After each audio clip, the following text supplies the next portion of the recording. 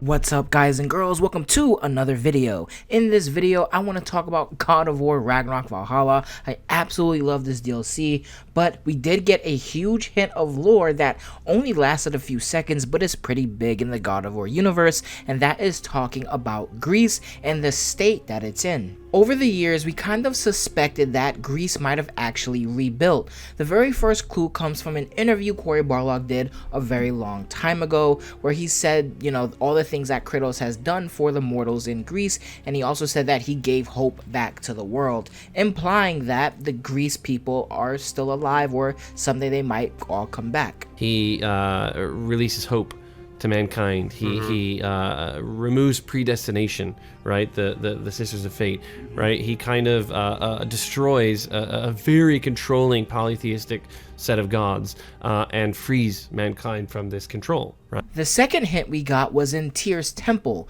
In Tyr's temple, there was a actual vase of Greece that was in there. It implied that this vase actually came from Greece and that Tyr visited after Kratos' destruction, and an image on the vase showed that people were in fact rebuilding. But sadly, this has always remained a theory, and other than this, we didn't really get a few hints, except in God of War Ragnarok, there was some hints that Greece was actually destroyed and just didn't exist anymore. The very first time is during a conversation with Odin. Odin says was, as in Greece no longer is around. Here is that cutscene. Oh God, do they not have metaphor in your homeland? Or rather, did they?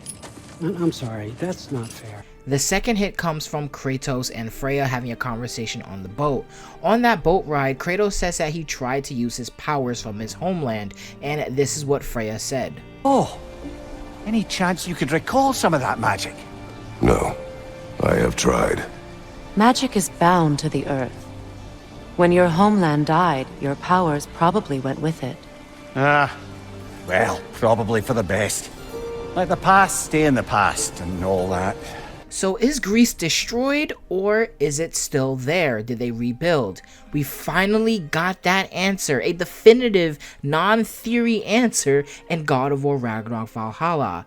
During a scene when Kratos is looking into the bowl of memories, Tyr drops a crazy line that completely answers this question for us, and it only lasts a few seconds. Here is Tyr's piece of dialogue. An infamous act.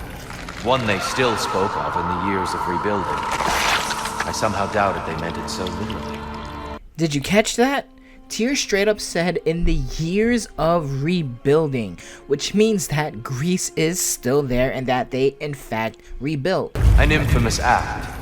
One they still spoke of in the years of rebuilding. Another hint that Greece is actually alive and well. When Kratos is talking about Calliope during God of War Ragnarok Valhalla, he does say that he thinks about her in Elysium and hope that she found peace, which means that Calliope in Elysium is still there. Elysium's kind of like heaven of the Greece world. Here is Kratos in a scene talking about Calliope in God of War Ragnarok Valhalla. I do not know how much time we would have had together in Elysium, but I would have traded the decades that followed for mere hours with her.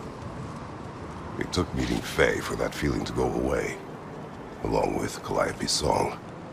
But I do still think of her in Elysium, and hope she found peace. This is actually extremely important to the Greek world as we know it, as the players. How long have they been rebuilding? Well, in the book God of War Lore and Legends, Kratos and Atreus are talking. Kratos implies that he's over 100 years old because he says that he's been alive for centuries. However, the Greek saga that we've played only really lasts for about a few years. God of War 2 and 3 kind of happened directly right after one another. Kratos' life during the Greek saga is not over 100 years, but he says that he's been alive for hundreds of years, which means he must have traveled for hundreds of years. Although Kratos killed thousands of people, life just kind of comes back. I got this comment, someone asked me, John, how the hell do they have a sun there? If someone like Helios, who has the power of the sun, when he died, the sun disappeared and the world was covered in darkness, the Greek world anyways. There's no Poseidon, so aren't the oceans still raging? Hades is dead, so how is there an underworld? Well, my answer to this is quite simple. You may remember that in the Greek lore in God of War, the Titans ruled over the earth before the gods were even a thing, before they existed. Gaia, Kronos, the other Titans, they were the one ruling and they were alongside the mortals. Zeus fought Kronos and actually beat him, rescuing his brothers and sisters from his body. They then waged war on the Titans themselves and they won, and that's how they gained power of the Greek world. The sun, the oceans, they all existed before the gods came into power. Now please don't get confused, again the gods weren't even born yet, and when they were born, Kronos kind of ate them and kept them in his body. So before they were even born, the world existed without the gods. So my thing is, because they got into power, the world kind of wrapped themselves around these gods, these Olympians. So when they died, that's when those things died that they were connected to. The sun and the ocean and the underworld and everything else in between.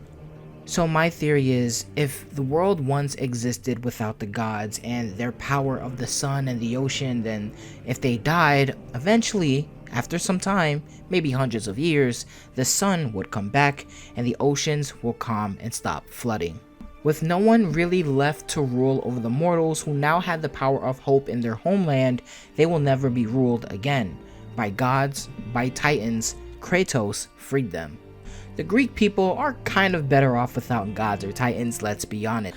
I need to be honest, I absolutely love God of War Ragnarok for finally answering these type of questions that I have, and they kind of do this a lot. They do a lot of like Kratos talking about the past and talking about specific characters of the past that actually mattered to him, and that is honestly how it should be. It's how you make a good story, by keeping the past alive while building a future. And I'm glad they talked a lot about Greece, man. It really makes me happy. Before I end the video, I want to ask you, is there anything you want me to go over, whether it be more story stuff, compilations between character conversations like Tyr, Mimir, Kratos, etc.? What do you want me to do? Make more theories? I'm very interested with what you have to say. Also, did you like God of War Ragnarok Valhalla as much as I personally did?